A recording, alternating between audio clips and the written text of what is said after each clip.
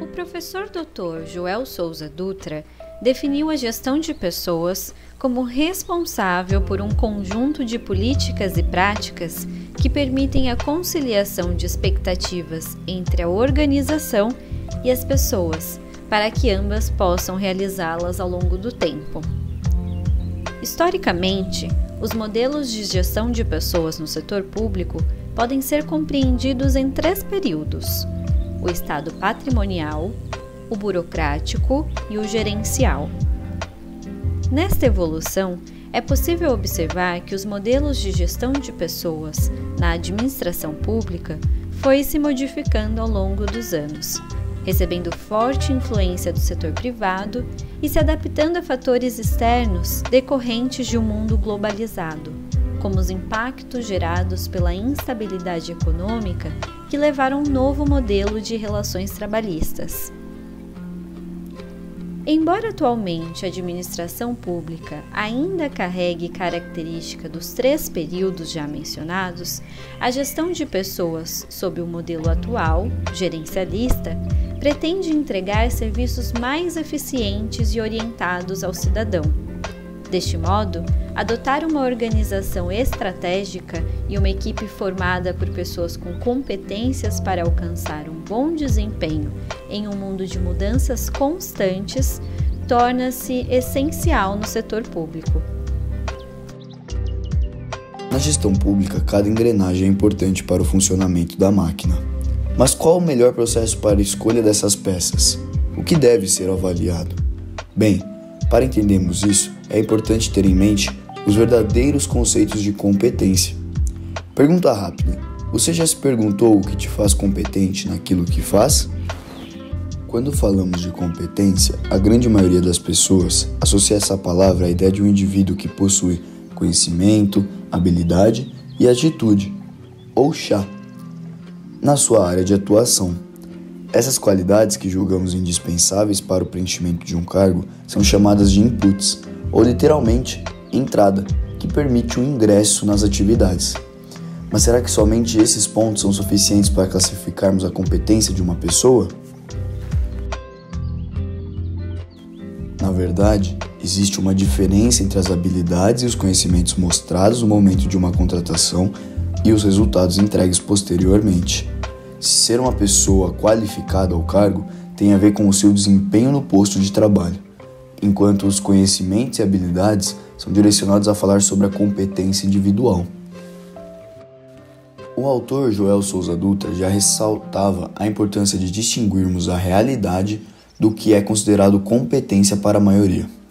Ter uma pessoa com habilidades e conhecimentos pertinentes à área não significa que ela irá agregar valor à organização.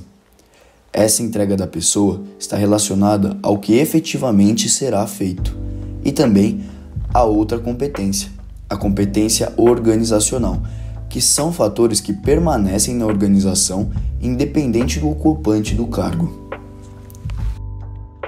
Mas o que quer dizer competência organizacional? Ela tem relação com diversos fatores, como a qualidade na gestão de pessoas, no gerenciamento de projetos e os prazos com foco no resultado, a prospecção de alternativas, as previsões, a flexibilidade da empresa, o ambiente de trabalho, que inclui a relação entre os funcionários e a relação entre funcionários e gerência. Hoje, temos uma visão das competências que é nomeada Output, que ao contrário do Input, possui um foco em todo o contexto, ou seja, associa a competência às entregas e os valores agregados à instituição. Vale lembrar que nem sempre uma pessoa que traz resultados agrega valor ao ambiente de trabalho. Portanto, essa noção de output, por ter essa visão mais ampla dos resultados e tudo que envolve até a sua chegada, é uma maneira mais precisa de se ver as competências. Voltando para o setor público, como dissemos no início, todas as engrenagens são importantes para o funcionamento da máquina. Contudo, o que ocorre na gestão pública é o uso do conceito de competências inputs, o que pode trazer colaboradores com ótimas competências individuais, mas que não quer dizer que a entrega será a melhor possível, já que, como vimos, a entrega não tem somente relação com o indivíduo.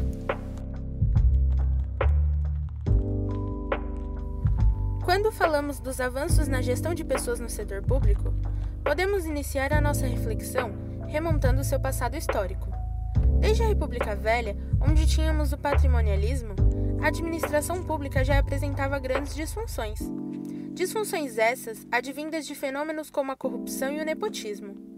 No primeiro momento de reforma administrativa, com a inserção da burocracia weberiana e a criação de órgãos como o DASP, o setor público trouxe para si a sistematização e hierarquização dos processos, a impessoalidade, o formalismo e as carreiras públicas. Essa reforma trouxe rigidez para o setor público, e suas disfunções e engessamentos são vivenciados até os dias atuais. A reforma administrativa gerencial dos anos 90 é um avanço para todo o cenário anterior. O gerencialismo é pautado em experiências de governos internacionais, como o New Public Management e algumas fragmentações de práticas organizacionais do setor privado. Essas mudanças são parte de um plano de reforma do governo federal, que nos aparece através de normativas como o Decreto 5.378 de 2005, que instituiu o Programa Nacional de Gestão Pública e Desburocratização, o GES-Pública, com o objetivo de avaliar as ações de gestão de pessoas já existentes e também alcançar maior competitividade, eficiência, eficácia e efetividade. E também o Decreto 5.707 de 2006, que introduziu obrigatoriamente o modelo de competências como instrumento de desenvolvimento contínuo dos servidores públicos.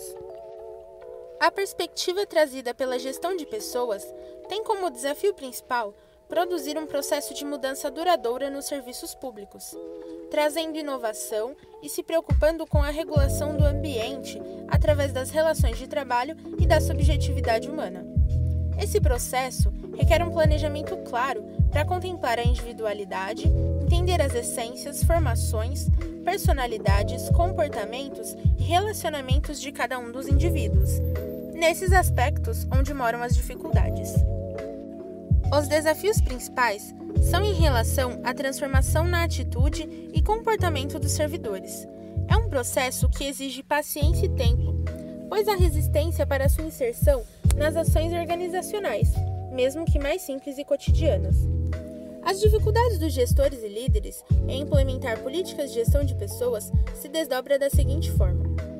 Primeiro, é um processo trabalhoso manter o clima organizacional harmonioso, gerenciar conflitos individuais e a interação entre os servidores. Os quadros funcionais e a direção das organizações nem sempre aceitam as recomendações de modelos como de competências.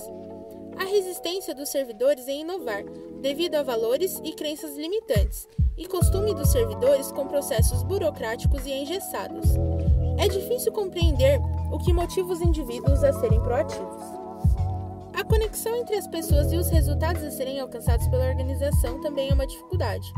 A possibilidade de agregação de valor mútua, unindo objetivos individuais com organizacionais, além da adequação das competências requeridas dos servidores aos objetivos das instituições. As limitações para operacionalizar a gestão de pessoas no setor público deve-se também à estrutura desse ambiente.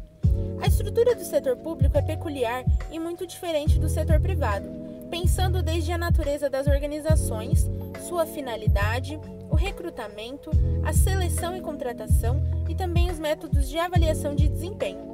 Nesse sentido, aparecem inúmeras dificuldades e limitações de ordem prática para a operacionalização da gestão de competências no serviço público. Os quadros não necessariamente consideram a gestão por competência como um valor agregado à organização. Além disso, vale destacar que a relação de emprego, costumeiramente marcada pela estabilidade, traz como consequência a rigidez nos processos de demissão. Ainda, o ambiente sofre grande impacto das normas, tendo qualquer forma de ação restrita ao determinado por elas, tendo prevalência, então, novamente, a rigidez dos procedimentos. Além, por fim, de apresentar a dificuldade de mensuração de seu desempenho devido à forte influência política.